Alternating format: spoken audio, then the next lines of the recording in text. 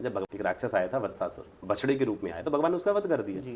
तो जब भगवान और राधा रानी मिले तो राधा रानी ने भगवान से बात नहीं करी। क्यों? तो राधा रानी, भगवान बोले क्या हुआ, क्यों आप गुस्सा क्यों हैं? बोले आपने गौवंश की हत्या की है, आपको गौ हत्या लगी है, आप हमसे बात मत कीजिए। भगवान बोले वो तो राक्षस था। बोले राक्षस वगैरह कुछ भी हो, रूप किसका था? गऊ का था ना, तो तुमको गौ हत्या लगी, जाओ पहले सब तीर्थों में ना गया, तो तुमसे बात करेंगे। भगवान बोले व्रज में रहकर के सारे तीर्थों को मैं जाऊं, व्रज को छोड़ करके जो व्यक्ति सारे तीर्थों में जा रहा है, इसका मतलब व्रज में कुछ कमी है। बिल्कुल। और मेरे व्रज की महिमा इतनी है कि सारे तीर्थ यहाँ प्रणाम करने के लिए मुझे कहीं नहीं जाता। भगवान ने आह्वान किया सारे तीर्थों का, सारे तीर्थ पधारे। भगवान ने उसी समय अपनी बांसुरी से वहां एक कुंड का निर्माण कर दिया, जो कृष्ण कुंड हुआ। सारे तीर्थ उसमें आ गए, कृष्ण कुंड में। कृष्ण कुंड में। लेकिन पुष्कर नहीं आया।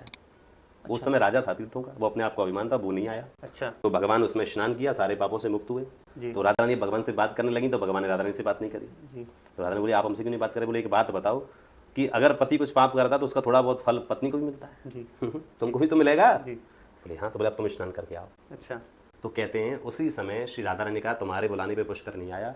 राधा रानी ने ऐसे घूर के पुष्कर को देखा, तुरंत चरणों में आ गए। पुष्कर जी आ गए। पुष्कर जी आगे बोले किशोरी जी आप मत देखो, इनसे इतना डर लगता है ना, आपसे लगता है मुझे। तो राधा रानी के आह्वान से सारे तीर्थ तो थे ही, लेकिन पुष्कर आए। लेकिन राधा रानी की कृपा देखिए, वो कुंड बनाया नहीं था। राधा रानी ने अपना कंगन निकाला और कंगन से कृष्ण कुंड जो है उसी के बाजू में एक और कुंड बनाया। अच्छा। और कुंड तो खाली है, अब केवल पुष्कर आया है। अब पुष्कर राधा कुंड में विराजित है, लेकिन राधा रानी ने क्या किया, अपने ही कंगन से कृष्ण कुंड और बाजू की एक धार खींच ली। तो कृष्ण कुंड का जितना भी जल है वो कहाँ गया? राधा कुंड में। वही राधा कुंड का नाम। उसमें राधा रानी और कृष्ण दोनों ने स्नान किया, इसीलिए वो सबसे बड़ा तीर्थ है।